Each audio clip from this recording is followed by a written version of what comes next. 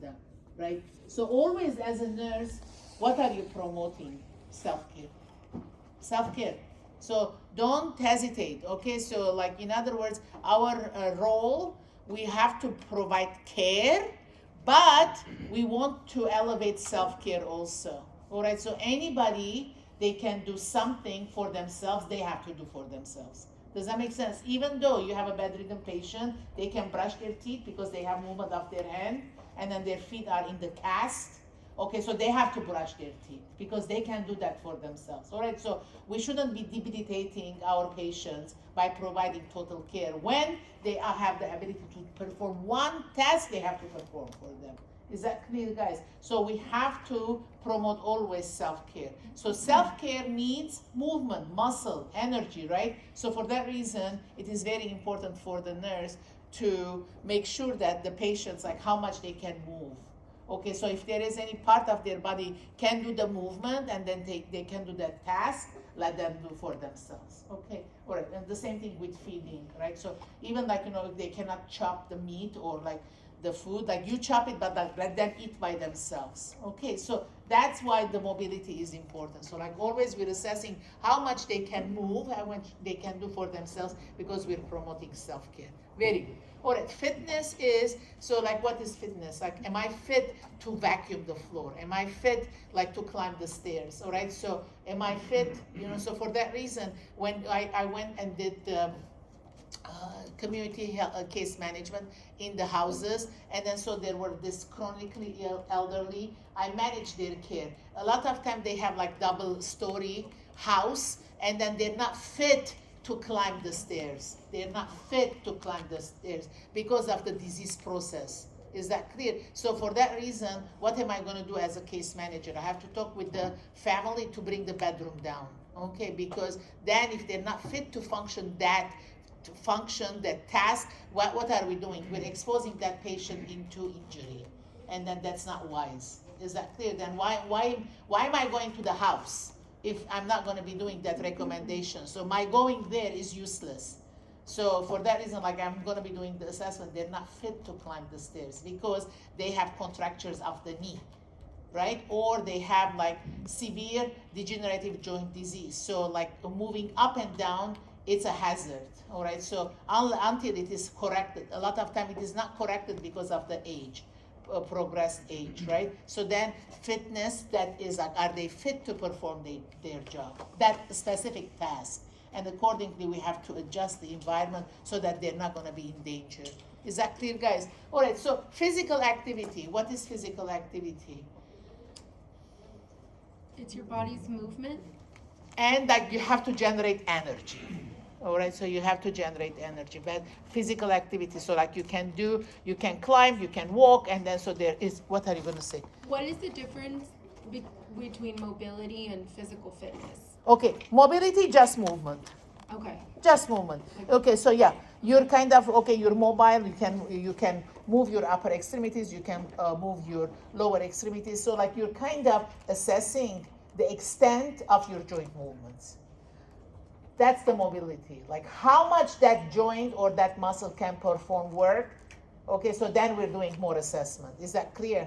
Mm-hmm. All right, so if the patient is immobile, it means that they're contractured, so they cannot move.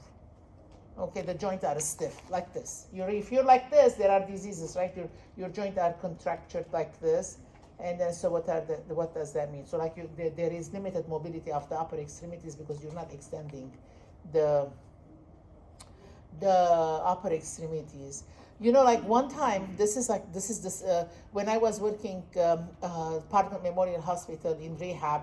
So a lot of time, like, the rehab always, the nurses station and the rehab it has to be very much close proximity, right? Because like you're part of a team now. So the physical therapy becomes like, the way nurses are delivering care, physical therapy is delivering care. So in other words, they are as integral part of the healthcare delivery as nurses. All right, so always, and then, luckily I've always worked in rehab.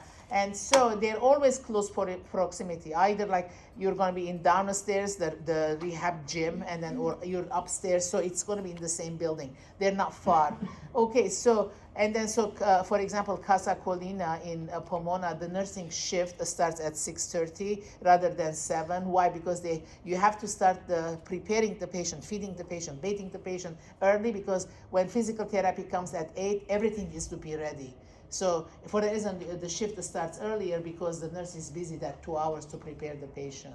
Okay, because like their life starts at 8, and then till noon they're going to be doing exercises, because that's the purpose of their being inpatient there. All right, so so the key, Susanna, this patient usually I work in a unit that some beds were medical and some beds were rehab, and then at the end of the hallway it's the rehab department. So like we're seeing all the time like what exercises they're doing. Physical therapy is going in and out of the house or not the room, so they're very much engaged. So and then in the medical floors, like who are we accepting? So those patients that they come with complications after their discharge from the rehab.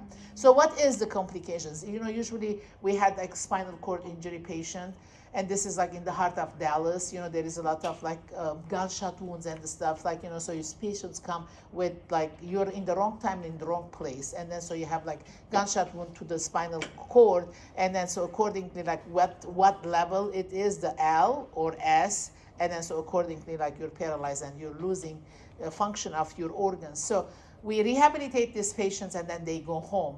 And then so they have to catheterize themselves, because they cannot urinate by themselves. A lot of time they come with UTIs, so like, and then so to the verge of sepsis. Okay, so and then in the medical beds, like we treat them and then they're discharged. So in other words, most of the patients in the medical beds, they were rehab patients, and now they're coming with complications and they have to be treated, and then they're going to go home. And this is like, I mean, I can't forget this patient. This patient was African American man, and then so he comes with sepsis secondary to urinary tract infection, and he had a spinal cord injury.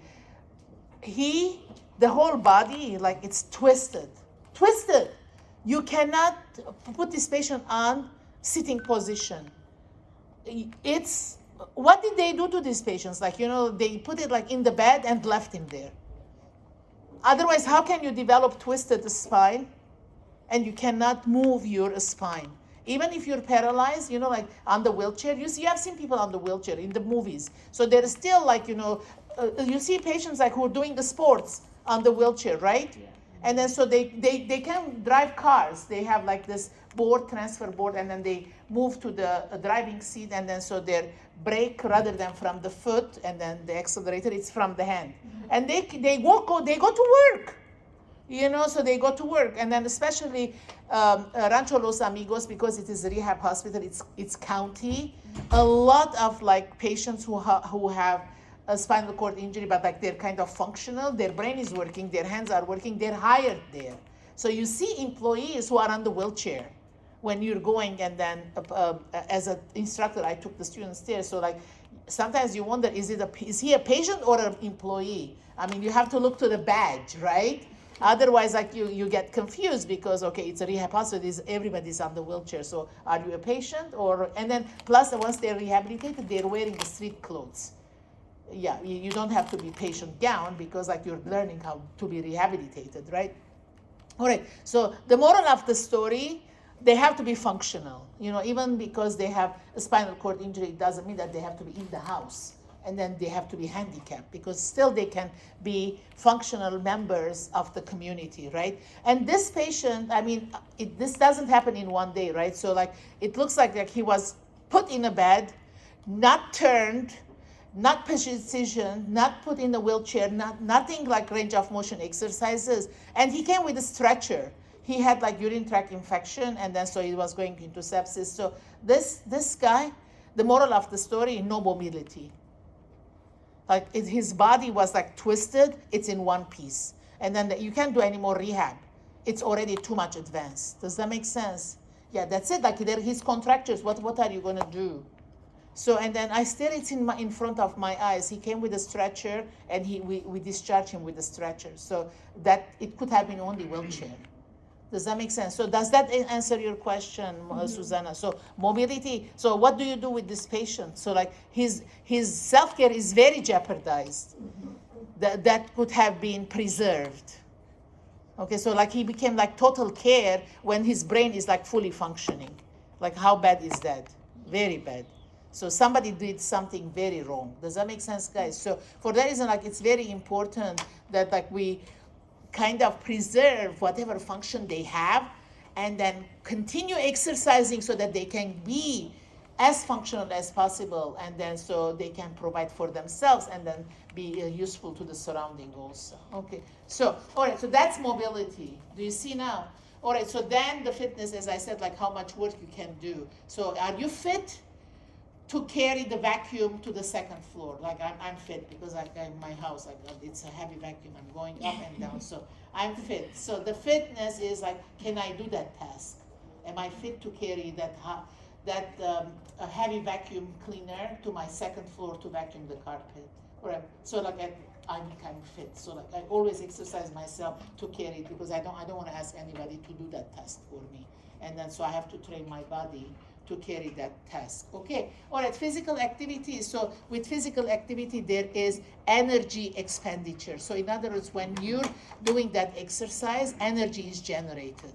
Is that clear? And exercise is like regimented. You go to exercise, like, so people like who are going to be climbing the mountains, so to the summit, so do they do like in one shot? No, they go and then train themselves like on a smaller slope so that they can go to higher summit, right? So in other words, they are very much regimented to perform the exercise on a scheduled basis because they have a goal to achieve that physical activity.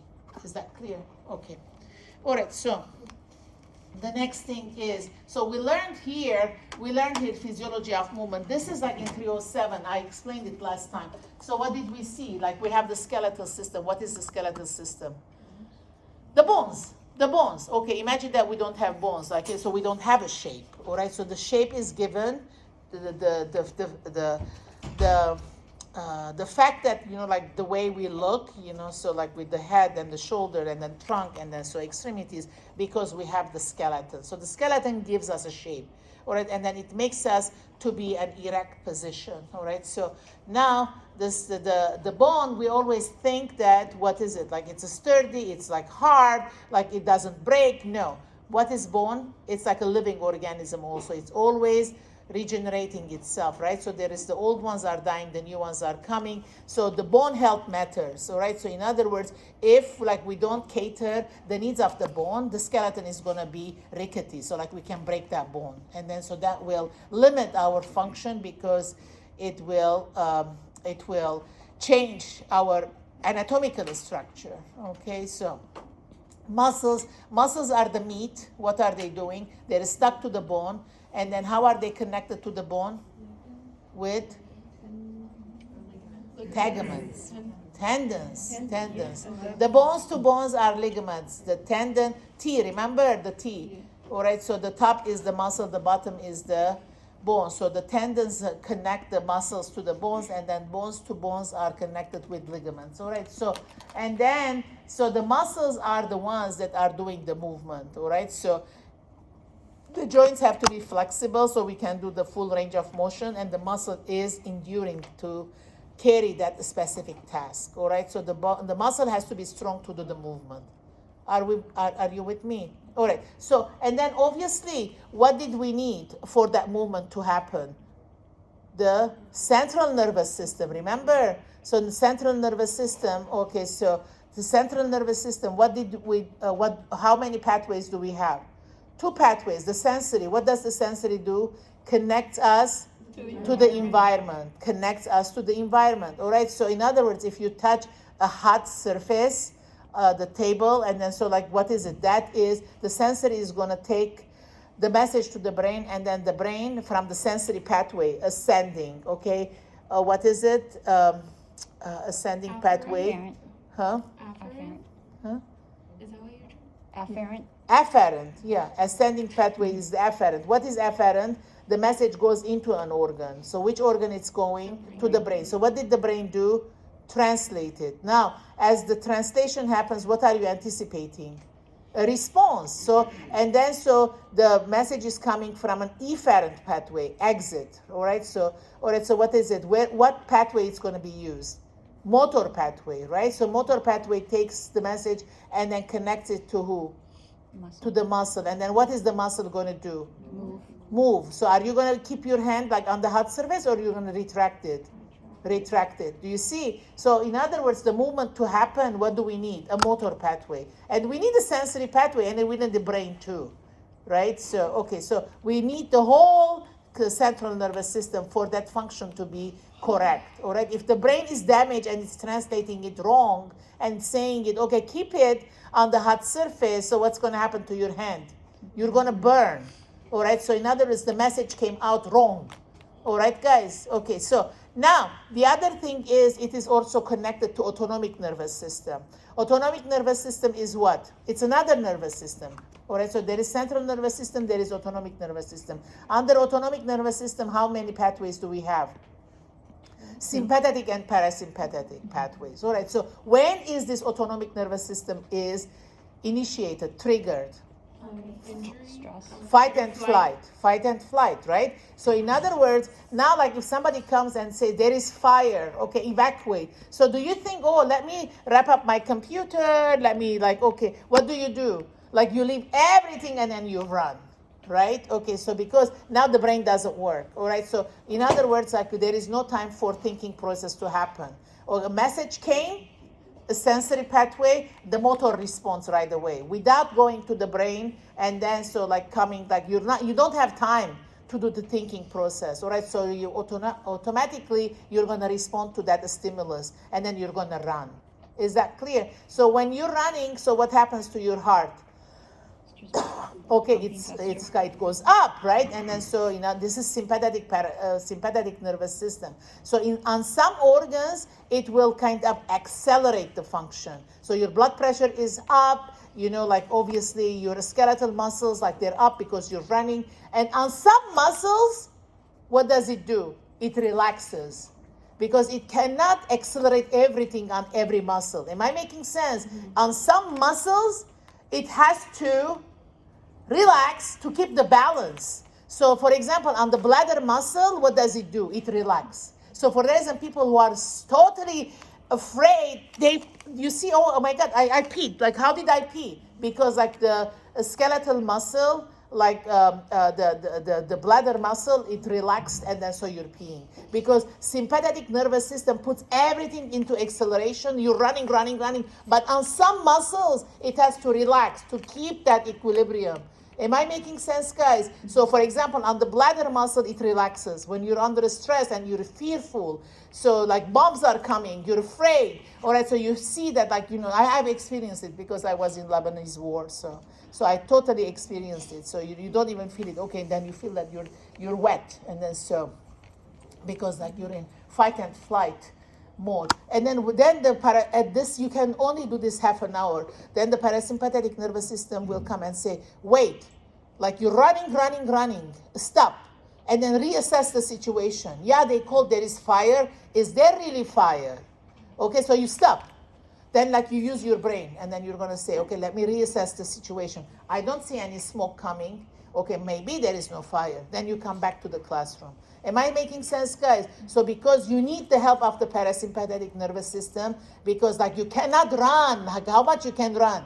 How much you can accelerate the heart? It's not going to be sustainable to live. Does that make sense, guys? So your parasympathetic nervous system comes in and says, wait, let's reassess the situation.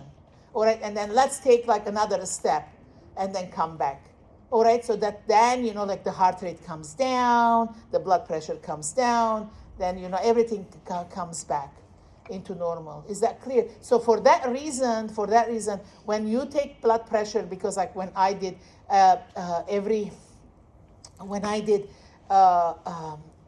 physical assessment, yearly physical assessment, the patients came there, were very agitated. Why? Because they cannot have a find a parking space. Then they said nobody in Glendale Adventist knows where Blue Cross Clinic is. They're so agitated. So when they come, I say, okay, take a deep breath. Let me give you water. Do you want to use the bathroom?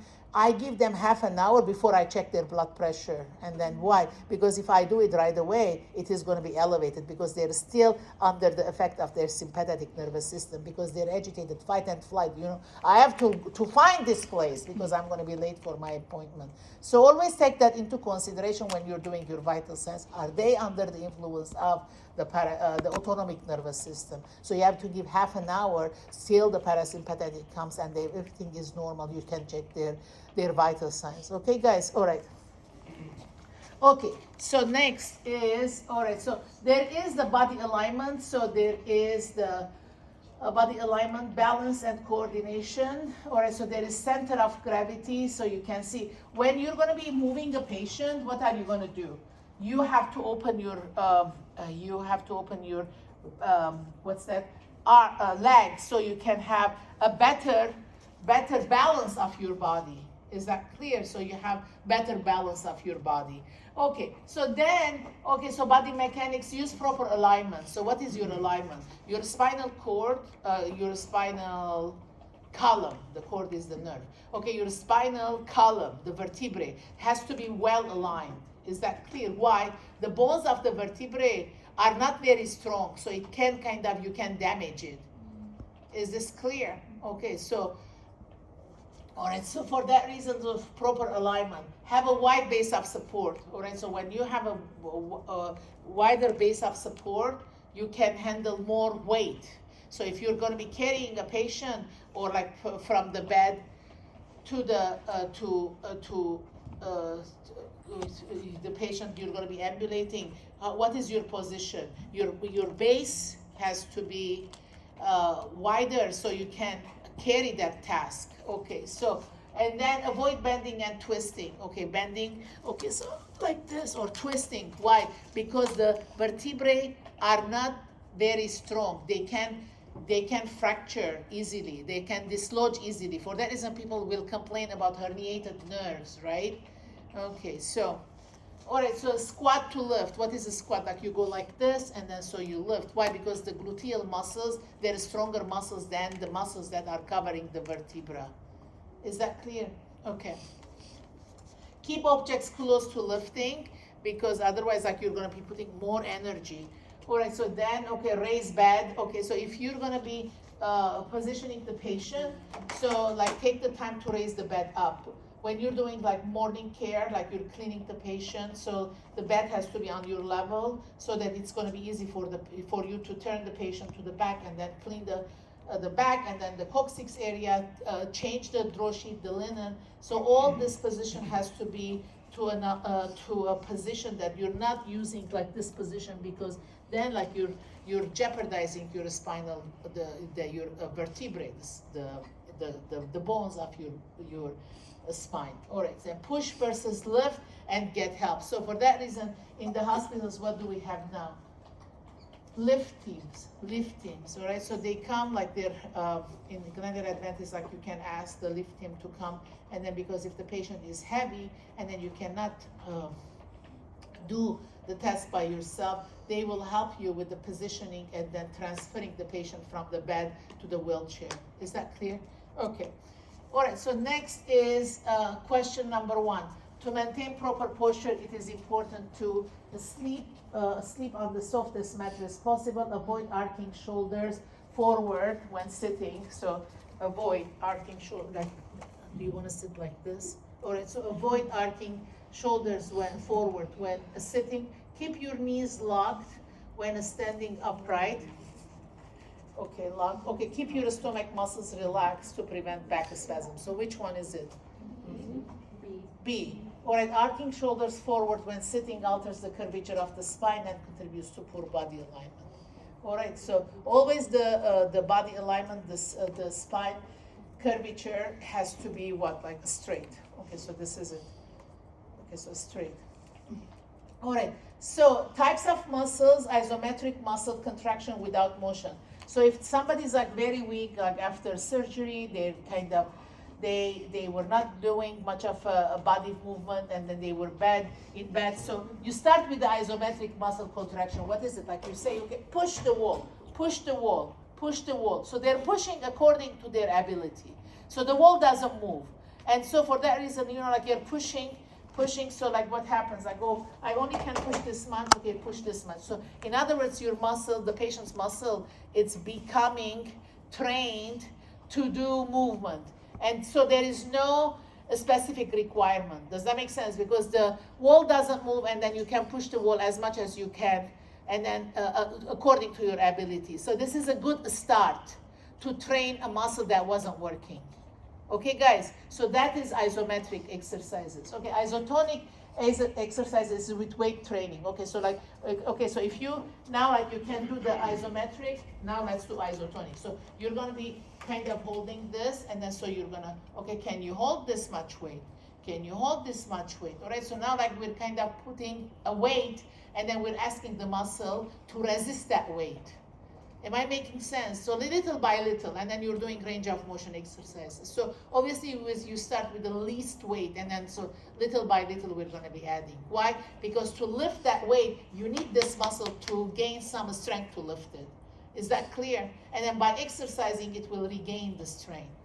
Okay, so that's the isometric. Isokinetic machine, movement to resistance. Okay, so all of us have done treadmill, right? So like I do flat, and then I 2.5, okay? So, all right, so eventually what do you want? Like you're looking to the calories, you're not burning any calories because like it's a leisure, like you're walking. So eventually what are you gonna do? You're gonna put on a slope a little bit, right? Don't you? So when it is on the slope, what are you doing? Like there is more energy you're putting. Does that make sense? So it is isokinetic. It's movement and resistance. You're increasing resistance while you're moving. All right, so then if I'm tired, what am I doing? Like I'm bringing back to flat. And then little by little you train. All right, so that is the isokinetic. And aerobics, so like when you're doing Zumba or like, and then the aerobic exercises, so what do you need? A lot of oxygen, because there is movement, and then like there is the pace is high, because like there is the music, the instructor is talking, and then so you have to adjust. All right, so that's the aerobic. So with the aerobic, what are you doing? Yeah, you're performing the job, but like you have the whole potential or the energy to consume the oxygen. Nobody's cutting your oxygen. Is that clear? So for that reason, okay, so every part of your body that is moving, asking for oxygen, you're getting them the oxygen. All right, so the oxygen is not an issue. All right, so the muscles are getting enough oxygen to perform that work. Anaerobic, so when you're doing like weightlifting, so like the oxygen that you're getting, it's not enough for the muscle, all right? So the muscle is burning something else, like the fat, to generate the energy. Is that clear? All right, so that's the anaerobic exercises. So when those people that like have these big muscles that they're doing like big weight lifting, okay, so that is anaerobic exercise. Okay. All right, so let's look here. Benefits of exercise: improves cardiovascular, improves. Here's what I found. All right, so improves cardiovascular health. All right, so what happens? Increases muscle tone and flexibility, enhances immune system, promotes weight loss, and decreases the stress, increases overall feeling of well-being. Okay, so what is this? So you can also interject here. Why do we exercise? Like, what do you feel? How do you feel when like you are exercising? Pump. Huh? Pump. Okay. All right. What else? I think you feel just like a little bit of de-stress. Okay. Yeah, because like when you're exercising, like the brain releases endorphins. They're kind of natural painkillers. Like you feel uplifted. You're right. Okay, cardiovascular health. All right. So what happens that with the cardiovascular health? So what is the most prominent chronic disease that like it is cardiac related? Hypertension. 60 million people and above, they have hypertension. All right, 90% of the time we don't know what is the cause, all right? So that is called primary hypertension. Secondary hypertension, I said it in the lab. It is the most common hypertension secondary to, what was it? Not the liver, something else. You have to remember, we did it with the abdomen. No, remember the lab. Remember the lab, and then we did the abdomen. So like you kind of. Can you repeat the question? Yeah, I can repeat the question. Yeah, repeat the question. So the most common disease of the heart is, we said it, hypertension. 60 million and above people have hypertension. So a lot of time, 90% of the time, we don't know the reason. So what is that called? Primary hypertension. So do you have hypertension? We don't know the reason. And for that reason, like, we don't have to dig about the reason, like we have to medicate this pain. I mean, obviously, lifestyle changes, loss of weight loss, and then exercise, and then eventually we're going to be on medication. So it's very well, the clinical guidelines are very well written, so people have to manage their hypertension.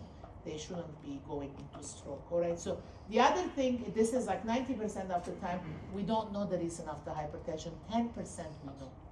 And then one of the reasons, who did I do the abdomen on? John, did I do on you? No, because you were asking questions, because you were saying that are this like landmarks to the scale. So yeah, you weren't the patient that day because like you were criticizing me. That's totally fine. That's totally fine. I remember, that's totally fine because the picture and the real abdomen is not to scale, but like overall. Yeah. It was So Jacob. who? Jacob. Jacob, you were the He was patient. the Okay. lucky participant. Okay, all right. So Jacob was the patient. All right. So then what did we say? Like 4 fingers above the umbilicus. What do we have? The aorta branches who? Renal arteries. I said it. Okay. So if there is a bruit on the renal artery, what is the bruit? An occlusion. Half occlusion. Half occlusion. So in other words, like the blood is not going there freely. Why it's fish? Why? Because like because the artery is half blood. The blood is having difficulty to go through it. For that reason, it's making that sound. Does that make sense? Didn't you put the bell of the stethoscope, 4 fingers up, 2 fingers right, 2 fingers left? We learned this. So in other words, if you hear bruit on the renal artery, so what does that mean? Not enough blood is going to the kidney. I said this, right? So what is it, the clinical manifestation? The bruit is a clinical manifestation. What other clinical manifestation you're going to see? Elevated blood pressure. Okay, and then I said that, if Jacob, how old are you? 24, you said, right? Okay. So if 24-year-old is having like 180 over 100 blood pressure, that's not normal. Does that make sense? That's not normal. That's it. It doesn't matter the grandfather had it, grandmother had it, the mother had it. No. That's too high and that's too young.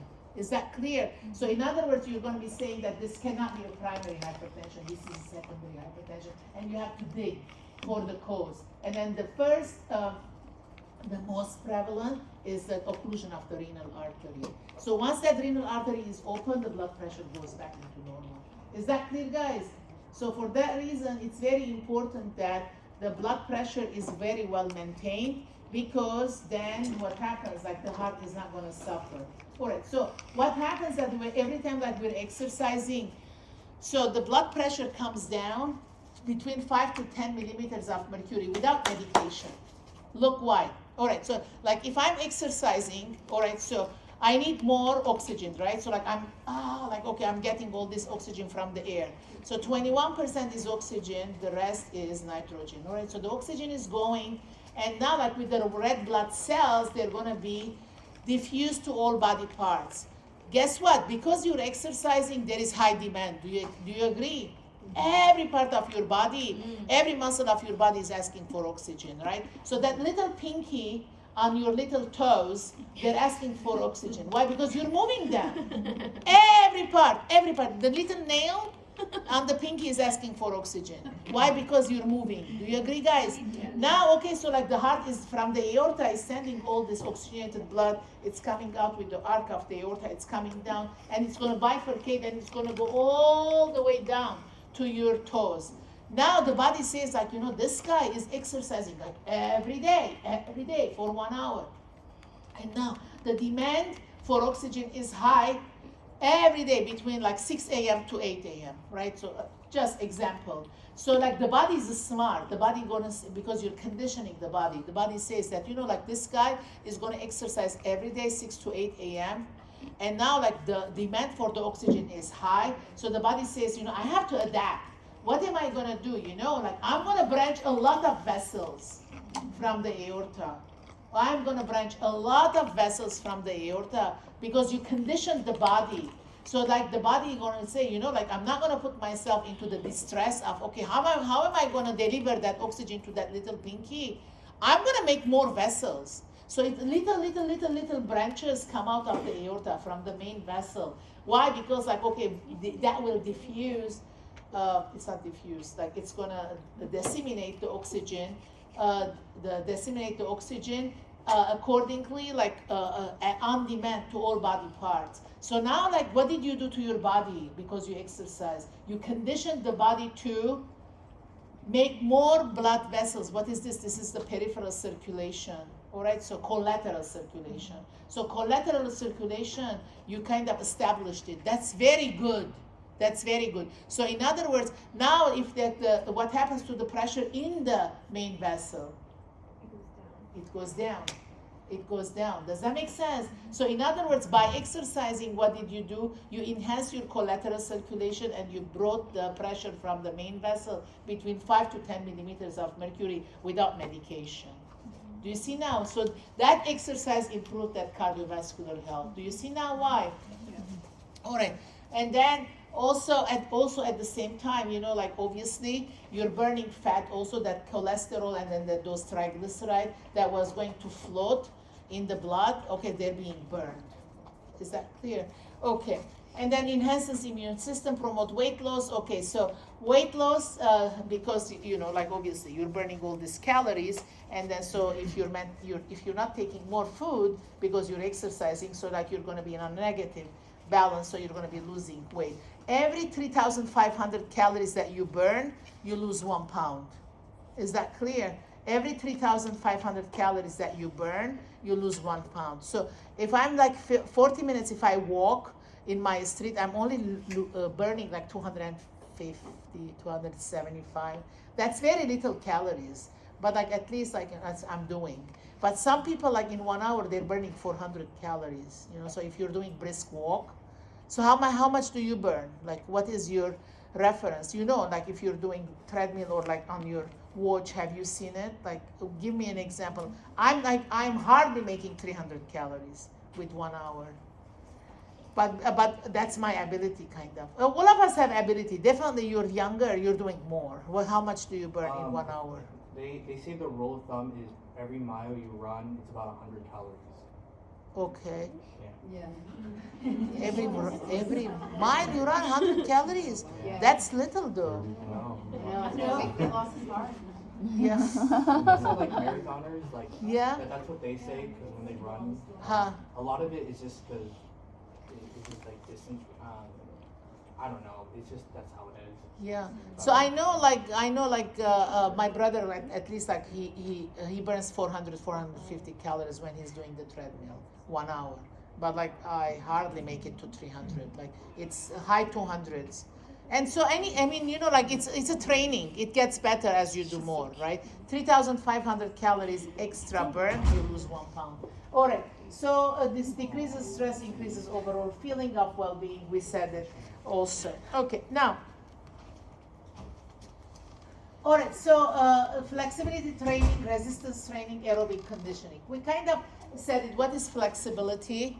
So in other words, like okay, if you have a joint pain. Why? Because of the osteoarthritis. So the moral of the story, like, oh, you're not going to say, oh, my joints hurt. So what do? Like you kind of protect the joint. You take your Tylenol, all right, so that you're going to do your extension, flexion exercises. Even though it's hurting, but it's bearable, you have to do it. Is that clear? Because if you don't do it, then it's going to be contracture, like you're going to be like this. So you're not going to be doing any work. By doing that, what are you doing? You're increasing the strength of this muscle.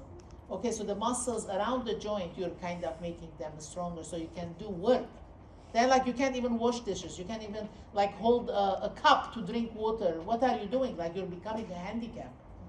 Does that make sense? Are you going to wait for somebody to pour you the water to drink it? So that's very bad. Like that's a bad nursing care. All right. So like we have to say at least like do range of motion exercises. At least you can pour a cup of water for your cup and then drinking. Then you become independent and then become like self-care efficient. All right. Resistance training is like, you know, what is resistance training? So like you're putting a weight and then you're kind of going against that weight. All right. So because you're putting more work against it. So you start with like the wall and then you start with isotonic, then the isometric, because isometric you're doing with weights. And then the more you do it, the more the weight is added.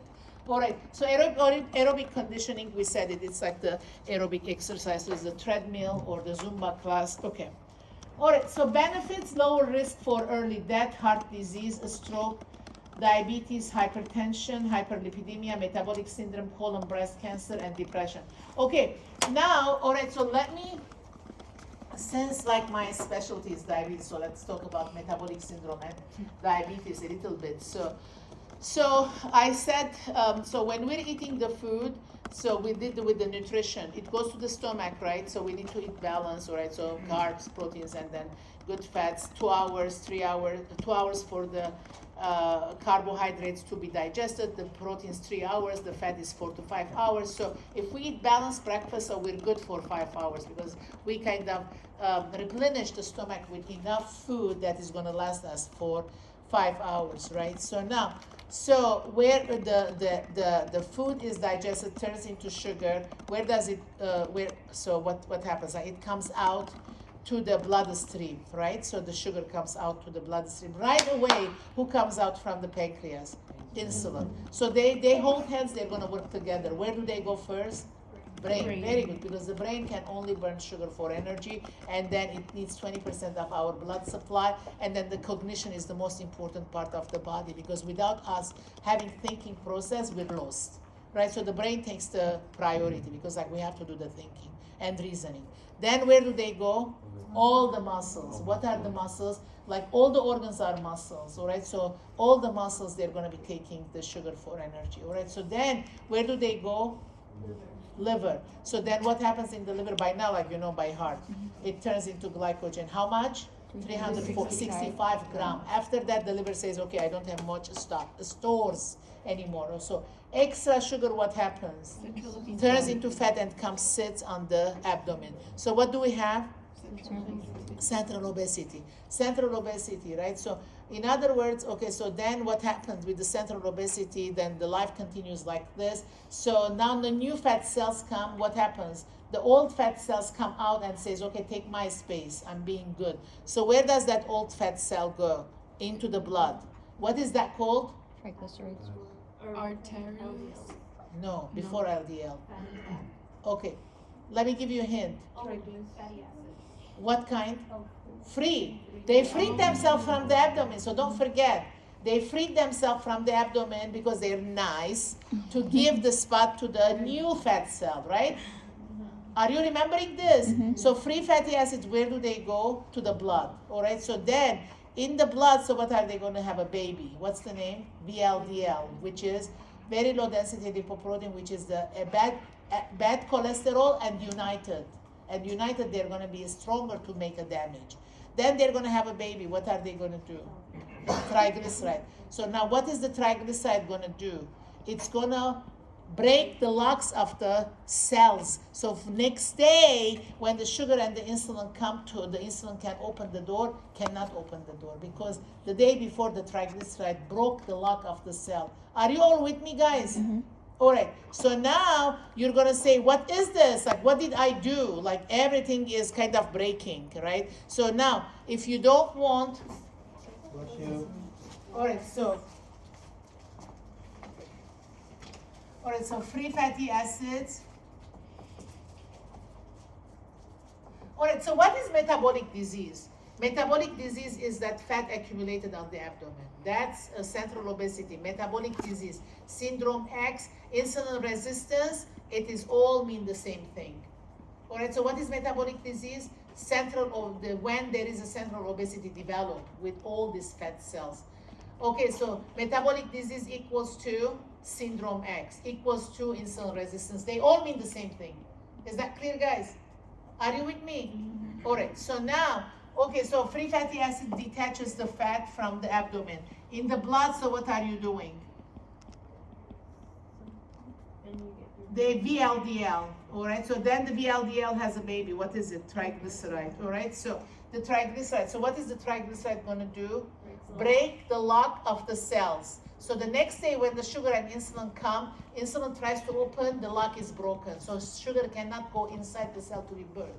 So where does it stay? In the blood, elevates blood sugar levels. So this is the metabolic disease. Does that make sense? So eventually, you go into pre-diabetes and then so diabetes. So metabolic disease is like the first step of becoming diabetic. Is that clear, guys? But it is reversible. How? How? You're going to say, I don't want this triglyceride because it's breaking my locks. If I don't want the triglyceride, I don't want the VLDL, I don't want the free fatty acid. Then, so what are you going to do? Because when you're exercising about the first 30 minutes, all right, so you burn the free fatty acids in the blood. Does that make sense? So in other words, you're making the blood less of a free fatty acid. All right, so if you have less free fatty acid, there is less potential for VLDL. Does that make sense? All right, and then at the same time, when you're exercising, these fat cells, you're shrinking them. When they shrink, they don't detach. When they don't detach, they're not in the blood. When they're not in the blood, they're not going to have a baby. Is that clear, guys? So do you see like how the exercise is reversing? So every time we're exercising, what's happening to our fat cells? We're shrinking. When we're shrinking, so it's not detaching. If it's detaching, this is not happening. Because we don't want that free fatty acid in the blood. Because once it's in the blood, they're having babies. And then the babies are doing all this damage, right? Okay, and then plus it's shrinking the fat cells on the abdomen, that's central obesity. So like the abdomen is a little bit shrinking because the fat is shrinking. Am I making sense? And then whatever it is already in the blood, you're burning it. The first 30 minutes of your exercise, you burn the free fatty acids. All right, okay guys, obviously if you're gonna be eating it sensibly also, it's not going to be more than your need, then you're not making new fat cells. Am I making sense? Because you're eating enough for the brain to use it, for the muscles to use it, for the liver to take that 365 grams. There is no more sugar left because you didn't eat too much. Is that clear? Yeah. So you ate enough for the brain, for the muscle, for the liver to use it. Now, if there is no excess, it's not turning into fat. Does that make sense? So in the meantime, you're exercising, you're shrinking your fat cells too, and the abdomen is becoming a little bit flatter, and then the free fatty acids that are in the blood, they're burning because of the exercise. So in other words, you're improving your potential for developing diabetes. Do you see all the connection now? Okay. Very good. Okay, so risk cardiac injury. What is the cardiac injury? So the key is a lot of time what's happening that like, okay, so what is the normal heart rate? You all know it.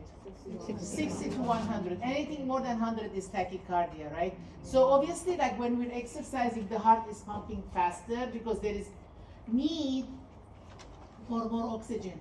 There is a formula that you have to use it, like I show it to my diabetic patient, that it doesn't have to, your heart rate shouldn't go more than that. So if like with my, because I exercise, it's 220 minus your age times 0.7 if you do it occasionally, times 0.8 if you're doing more frequently. So that's how you determine like what's the highest heart rate you can go. So I shouldn't be going more than 130, for example. All right, the older you get, the threshold becomes lower because it's 220 minus your age. Times like how frequently you exercise. If your body is like in tune to do more exercise, do you have another formula? Oh no, I was gonna ask, is weight not a? No, No. it's the age. It's It's just the age. 220 is like it's a given. The 220 doesn't change. 220 minus your age times like how frequently you exercise. I put 0.7 because like I'm not, I put the less frequent. Then 0.8, then 0.9. Okay, do yours. Do the calculation. Okay, go ahead and do your calculation. 220 minus your age and how much you exercise. If you exercise more often, put 0.9. If you exercise, in the middle, 0.8. If you exercise very little, I put 0.7. Okay, so 2 and 130. What are you? What